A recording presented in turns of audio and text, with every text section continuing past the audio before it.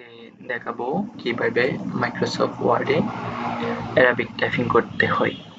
তো আমি সর্বপ্রথম ল্যাপটপে চলে যাব, গিয়ে আমি সেটিংয়ে চলে যাব। যাওয়ার পরে আমি এখানে টাইমস এন্ড ল্যাঙ্গুয়েজে ক্লিক করব। এখানে ক্লিক করার পরে আমার এখানে ল্যাঙ্গুয়েজ এন্ড রিজন নামে একটা অপশন পাবো, আমি এটাতে ক্লিক করে দিব। দেওয়ার পরে আমার এখানে একটা মেনু আসবে। তো এটা থেকে আমি এখান থেকে অ্যাড ল্যাঙ্গুয়েজের জায়গায় আমি সিলেক্ট করে দিব। আমার এখানে আরবিক সৌদি আরবিয়া এটা সিলেক্ট করা আছে অলরেডি। যদি না থাকতো তাহলে আমি এখানে অ্যাড ল্যাঙ্গুয়েজ থেকে এখান থেকে খুঁজে নিতাম। এখান থেকে আমরা আরবি লেখার জন্য বা আরবিক সৌদি আরবিয়া ওইটা সিলেক্ট করে নিব।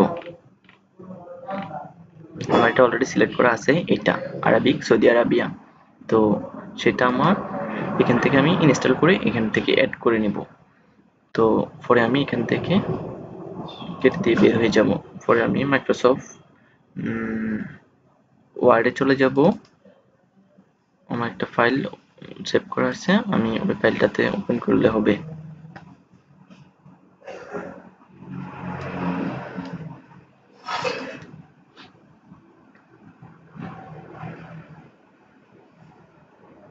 মাইক্রোসফট ওয়ার্ডে আইসা আমি একটা পেজ নেব। পেজ নেওয়ার পর আমি এখানে একটা অপশন পাবো, ইএনজি লেখা থাকবে। এটা থেকে আমি এখান থেকে আরবিক সৌদি আরবিয়া এটা সিলেক্ট করে দেব। দেওয়ার পরে আমি টাইপ করব। কিউ টাইপ করলে আমি এভাবে টাইপ করতে থাকবো। তাহলে আমার কোন কিবোর্ডে কোন বোতামটিতে কি আছে আমি সেটা আমার জানতে হবে। এটা আমার প্রথমে শিখে নিতে হবে। কয়েকদিন যদি টাইপ করে নিয়মিত, তাহলে মনে করেন সেটা হয়ে যাবে।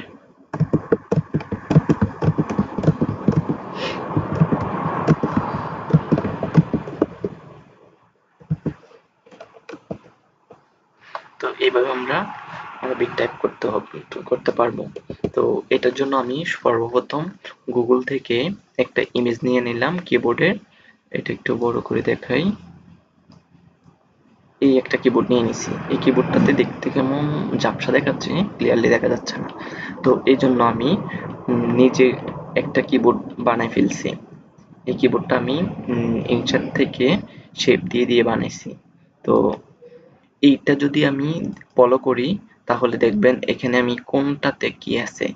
ইংলিশ লেটারগুলো দিছি, ইংলিশ লেটারের কোন অক্ষরটাতে আরবিক কোন ওয়ার্ডটা আছে। তো সেটা আমি করে নিব। আমি এই পেজটার স্ক্রিনশট আমি আমার পেজে দিয়ে দিব, ভিডিও ডিসক্রিপশন বোর্ডে দিয়ে দিব। তো আশা করি এইভাবে যদি আমরা টাইপ করি, তাহলে আমরা খুব দ্রুত আরবি টাইপিংটা আয়ত্ত করতে পারবো।